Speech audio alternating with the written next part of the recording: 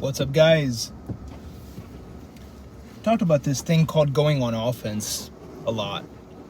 When you are in a shop with me, if you have spent time with me in a store, you will very quickly realize that when I am in a store, I only play one formation, which is offensive formation all the time.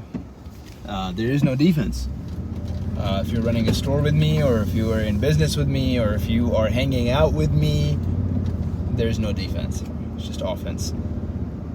And why I believe that is because I think that there is a huge shift in our mind when we are only playing offense.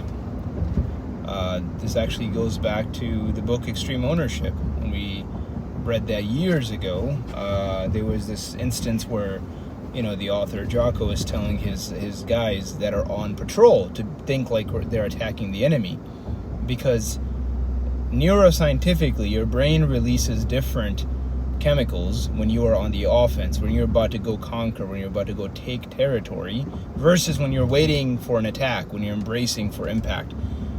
When you go on the offense, you release epinephrine, you release endorphins, you release adrenaline, which gives you this boost of energy and happiness.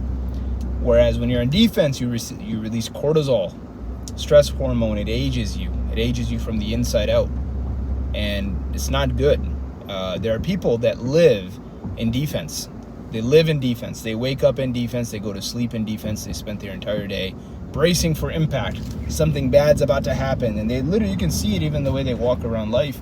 They're crouched up. They're protecting themselves from something, right? And when someone's on offense, when you wake up in offense, you go to sleep in offense, you live in offense, you walk around open. You're ready. You're ready to go, right? So it's not just for me about business. It's about a way of life. My favorite president is Teddy Roosevelt, by far. Abe Lincoln is second.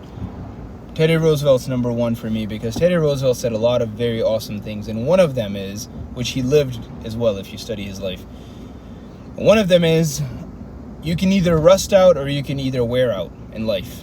Eventually all of us are going to go out.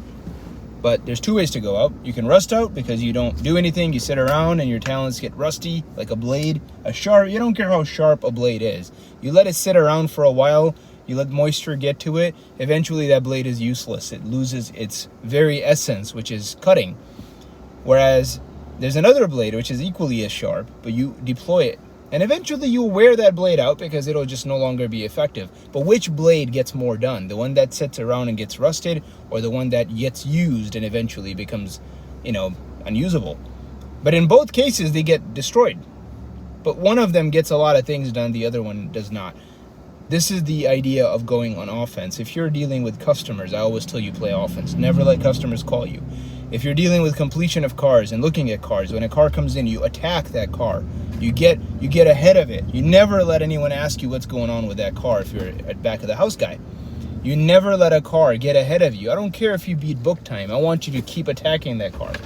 And sometimes attacking means you got to take a breather so you can recapture your energy, so you can go back on the offense.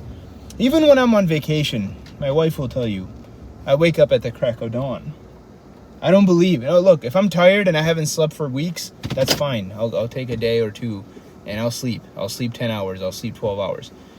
But once I'm recaptured, when my energy's back, I'm not interested in sitting around. I don't believe in vacating from my life. One of my friends, Kirk Richardson, told me this years ago. He said, I don't build a life that I need a vacation from. I go on the offense, and it's fun. It's fun to be on the offense. It's fun to get things done.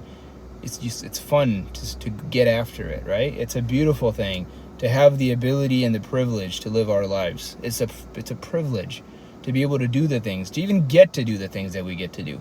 And we got to sit here and say, I have to. You don't have to. You get to do. You get to go grocery shopping. You get to go create money and memories for your family. You get to do these things. You better do them with some enthusiasm.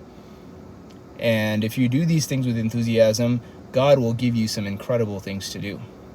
If you show up to work and you have enthusiasm, you're going to get the next position, because that enthusiasm will get you very far. See, I was excited when I was pushing carts at Kmart because I got to push those carts. Better than being in Pakistan, right?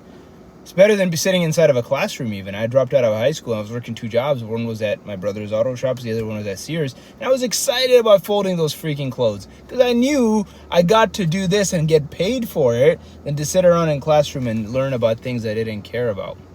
I was excited to show up to work. The 16-year-old is excited. The 46-year-old's not. He has to do things. That's where things go south. It's not the work that you do. It's your approach to the work. You start going on defense. Another day, another dollar. You're trying not to lose instead of trying to win.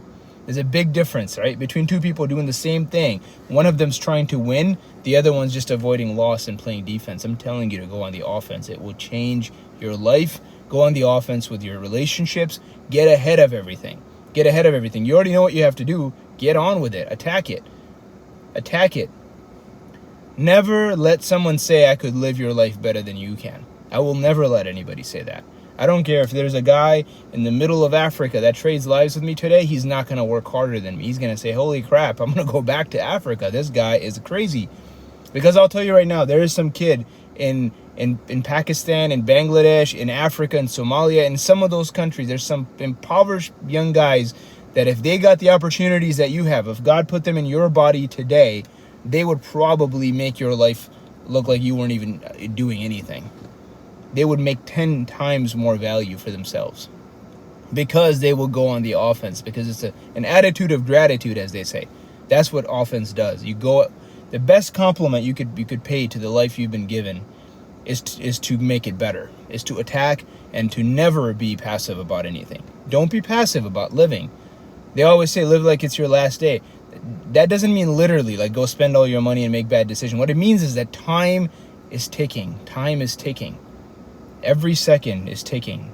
You're not going to get it back. Fight that ticking clock. Fight it. Fight it with everything you've got. Time waits for no man. It's ticking.